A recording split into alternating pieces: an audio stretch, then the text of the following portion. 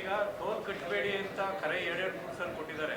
ಜೊತೆಗೆ ಎಲ್ಲೊಂದು ಕಡೆ ಸರ್ಕಾರ ನೈಸ್ ಪರ ಇದೆ ಅನ್ನೋ ಥರ ಕುಮಾರಸ್ವಾಮಿ ಮಾತಾಡಿದ್ದಾರೆ.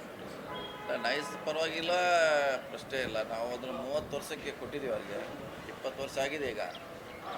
ಅದು ಇನ್ನೂ 10 ವರ್ಷ ಆಗೋವರೆಗೆ ನಾವು ಏನೂ ಮಾಡೋಂಗೇ ಇಲ್ಲ. ಹೈಕೋರ್ಟ್ ಆದೇಶ ವಿಚಾರ ಸಂಬಂಧಪಟ್ಟಂತೆ ಕುಮಾರಸ್ವಾಮಿ ನೇರವಾಗಿ ಹೇಳಿಕೆ ಕೊಡ್ತಾರೆ, ಟೋಲ್ ಕಟ್ಟಬೇಡಿ, ನಿಯಮ ಉಲ್ಲಂಘನೆ ಮಾಡಿದ್ದಾರೆ ಅಲ್ಲಿ ಅಂತ.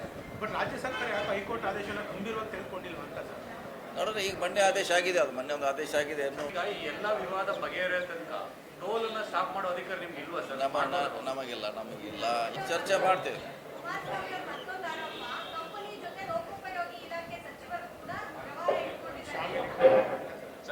ಇಲ್ಲ, ಯಾವ ರೇಟ್ ನಮ್ಮ ಕಡೆ ಬಂದೇ ಇಲ್ಲ. ಬರುವಂಗೆ ಏನಾರ ಮಾಡೋಕ್ಕೆ ಯಾರು